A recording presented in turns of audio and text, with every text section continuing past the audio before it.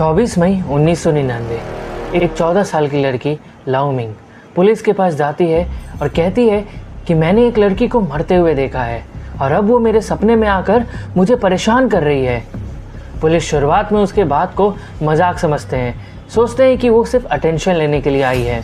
पर जब लड़की एक एड्रेस बताती है 31 नंबर ग्रैनविले रोड, शाम शाह शुई, तो पुलिस वाले तुरंत इन्वेस्टिगेशन के लिए वहाँ पे एक बार चेक करने के लिए पहुँचते हैं। उस अपार्टमेंट के 3rd फ्लोर का दरवाज़ा खोलते ही जब पुलिस अंदर घुसी तो उन्हें एक ऐसी बदबू, ऐसी स्मेल आई जैसे कि काफ़ी हफ्तों से यहाँ पे साफ़ सफाई नहीं हुई है। पड़ोसियों ने बताया कि पिछले 1 महीने से ऐसी सड़ी हुई मछली की बदबू आ रही थी उन्हें। पुलिस वाले जब अंदर गए तो पूरा घर गंदगी से भरा हुआ था और जब पुलिस किचन में घुसी तो उन्हें ह्यूमन के कुछ ऑर्गन्स मिले एंड एक टूथ भी मिला। 2-3 गार्बेज बैग्स मिले जिनके अंदर भी बॉडी पार्ट्स थे ह्यूमन के, मगर वो कटे हुए थे। पुलिस अंडरस्टूड कि यहाँ कुछ तो हुआ है। बाकी रूम में कहीं हेलो किटी डॉल्स पड़े हुए थे, तो कहीं मेटल पाइप्स, कहीं पे जली हुई प्लास्टिक भी थी, तो कहीं पे पिघलाया हुआ वैक्स भी था। देन पुलिस वालों को ध्यान एक बड़ी सी डॉल ने खींचा, जिस डॉल को देख के ऐसा लग रहा था कि इसे फिर से किसी ने सिलने की कोशिश की है एक मोटे से धागे से। पुलिस वाले फिर उसे खोलते हैं और उसे खोलने के बाद कुछ ऐसा निकलता है जिसको देखने के बाद एक पुलिस ऑफिसर रात भर सो नहीं पाया था। आखिर क्या था ऐसा उसमें? और ये जो बॉडी पार्ट्स मिले हैं किचन में और बैग्स में, ये किसके थे और ऐसा किया किसने? और इन सब में ये 13 साल 14 साल के लड़के का क्या काम है? इसके लिए हमें थोड़ा पीछे चलना पड़ेगा। विकिपीडिया और उस वक्त के लोकल न्यूज़ आर्चिव्स के मुताबिक 1976 में शेज़ेन हांगकांग में जन्मी फैन मैन ये, जिसे बचपन में ही उसके परिवार ने लाचार छोड़ दिया था।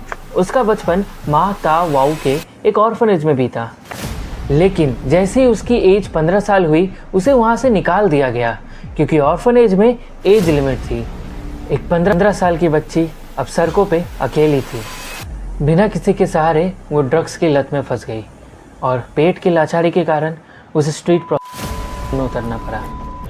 21 साल की उम्र आते आते वो शाम सुई पो के एक रोमांस विला नाम के एक ब्रोथेल में काम करने लगी थी। 1996 में फैन ने अपने ही एक क्लाइंट शी हुएन के साथ शादी कर ली और 2 साल बाद 1998 में उसने अपने एक बेटे को जन्म दिया। बट मैं आखिर इसके बारे में क्यों बता रहा हूँ? पुलिस ऑफिसर्स ने उस हेलो किटी डॉल को खोला तो उसके अंदर से निकला एक human school. You guessed it right, वो स्कल था फैन मैन ये का। एंड जो बाकी बॉडी पार्ट्स किचन में मिले, बैग्स के अंदर मिले, वो भी इसी के थे। एंड पूरा बॉडी पार्ट तो आज तक मिला ही नहीं। अब ये तो पता चल गया हमें कि वो स्कल किसका था, वो इंटरनल ऑर्गन्स जो किचन में मिले थे वो किसका था, मगर आखिर क्या हुआ था उस फ्लैट के अंदर और ये सब किसने किया था और वो 14 साल की बच्ची कौन थी? अकॉर्डिंग टू रिपोर्ट्स, फैन का जो हस्बैंड था वो काफ़ी ज़्यादा अब्यूजिव था एंड पड़ोसियों ने कई बार शिकायत भी की थी चिल्लाने की आवाज़ पे। एंड इसी सब को देखते हुए जब उनका बेटा हुआ तो फैन ने डिसाइड किया कि वो ड्रग्स और प्रोस्टिट्यूशन छोड़ देगी और अपने बेटे को एक बेटर एनवायरनमेंट दे पाएगी। और फैन अपने हस्बैंड से भी अलग हो गई और सर्वाइवल के लिए उसने एम्प्रेस कराओके नाम के एक नाइट क्लब में एज अ हॉस्टेज जॉब ले ली। चैन मैन लोक एक 33 साल का आदमी जो वो शेंग वो के एक ट्राइड यानी कि एक गैंग का मेंबर था। चैन ड्रग ट्रैफिकिंग, एक्सटॉर्शन वगैरह में इन्वॉल्व रहता था और वो फैन का एक क्लाइंट भी था। अर्ली 1999 में फैन ने कुछ पैसों की कमी के कारण चैन की वॉलेट चुरा ली जिसमें करीब $500 थे। इस बात का पता जैसे ही चैन को चला उसने फैन को कहा कि मेरे सारे पैसे लौटा दो और प्लस इसके साथ तुम्हें डबल इंटरेस्ट देना पड़ेगा। फैन ने तुरंत वो जो चुराए हुए पैसे थे वो तो उसने लौटा दिए, मगर उसे डबल इंटरेस्ट यानी कि $500 की जगह उससे $10,000 मांगे गए थे। उसे चुकाने के लिए उसको थोड़ा टाइम चाहिए था। कहानी में असली मोड़ आता है इस घटना के कुछ महीने बाद 17 मार्च 1999 को, जब फैन मैन ये अपने लाई एस्टेट वाले फ्लैट में थी।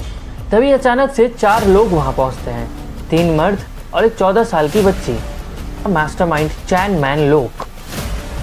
और ये 14 साल की वही बच्ची थी जिसने पुलिस स्टेशन में कंप्लेन किया था जिसे दरअसल चैन ने ब्रेन वॉश करके अपने साथ रख लिया था और अपने गलत कामों में इसको यूज करता था। 14 साल की आ फोंग का एक 21 साल का बॉयफ्रेंड भी था, लियोंग सिंग चो, जो चैन का ही एक साथी था। और आखिरी बंदा लियोंग वाई लुन।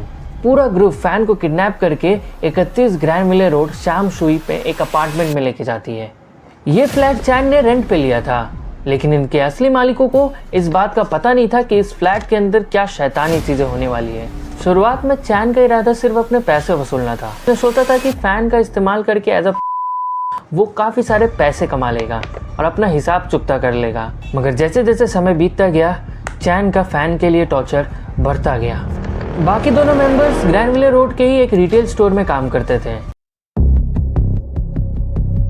रिपोर्ट से 14 साल के बच्चे के स्टेटमेंट्स के मुताबिक उसे लोहे की रॉड से मारा जाता था और कभी कभी तो उसे उल्टा ऊपर टांग कर उसे as a punching bag use करते थे वो लोग। एक बार तो उन दरिंदों ने उसके सिर पे 50 बार लातें मारी थी, लेकिन उनका शैतानी दिमाग यही नहीं रुका। वो लोग उसके जख्मों पर तीखी स्पाइसेस रगड़ते थे, वैक्स को पिघलाकर प्लास्टिक को बॉईल कर कर उसके पाँव पे लगा देते थे ताकि वो कभी चल ना सके और कभी एस्केप ना कर सके इस जगह से। कभी कभी तो मारते वक्त ये भी कहते थे कि तुम्हें स्माइल करना होगा और तुम्हें ये कहना होगा कि तुम्हें मज़ा आ रहा है। और अगर वो ऐसा नहीं कर पाती तो टॉर्चर और भी ज़्यादा बढ़ जाता। उसका शरीर इतना टॉर्चर नहीं झेल पाया और ट्रॉमेटिक शॉक के कारण उसकी मौत हो गई। जब ये टॉर्चर्स होते थे तो काफ़ी बार ये 14 साल की बच्ची वहीं पे मौजूद रहती थी एंड काफ़ी बार तो वो पार्टिसिपेट भी करती थी, इसीलिए उसे नाइटमेयर्स आते थे रात को। फैन की मौत 14-15 अप्रैल के बीच हुई थी एंड आगे इन्वेस्टिगेशन में ये भी पता चला कि उन्होंने फैन के कई सारे बॉडी पार्ट जो उन्होंने कट करे थे उसे बॉयल करने की कोशिश की थी। साल की आ फोंग के स्टेटमेंट्स के मुताबिक हर एक आरोपी को एक एक करके पकड़ा गया। चैन अकेला नहीं था, वो अपनी पत्नी और अपने छोटे से बच्चे के साथ अपने अपार्टमेंट में रह रहा था। 28 मई की सुबह स्वैट ऑफिसर्स ने उसके घर पर रेड मारा और उसे दबोच लिया। शुरुआत में पुलिस को लगा कि शायद इन सब में उसकी पत्नी भी इन्वॉल्व थी, मगर सबूत ना मिलने के कारण उसे छोड़ दिया गया। मगर असली ड्रामा तो दूसरा साथी लियोंग वाई लुन के साथ हुआ था। जैसे ही उसने मकाओ के एक लोकल न्यूज़पेपर में इस केस के रिलेटेड खबरें देखी तो वो तुरंत से चाइना भाग गया डर के। उसकी दहशत का आलम ऐसा था दोस्तों कि इंटरपोल ने उसे अपने मोस्ट वांटेड लिस्ट के अंदर डाल दिया था। तो कहते हैं ना, कानून के हाथ लंबे होते हैं। 14 फरवरी 2000 को उसके पासपोर्ट में कुछ गड़बड़ी पाई गई और उसे पकड़ लिया गया। 17 फरवरी को उसे वापस हांगकांग लाया गया ताकि उसके ऊपर मुकदमा चल सके। ट्रायल शुरू हुआ 20 अक्टूबर 2000 को और 7 दिसंबर को कोर्ट ने तीनों आरोपियों को मर्डर नहीं बल्कि मैनस्लॉटर यानी कि गैर इरादतन हत्या के जुर्म पर और दोषी ठहराया। पर ऐसा क्यों?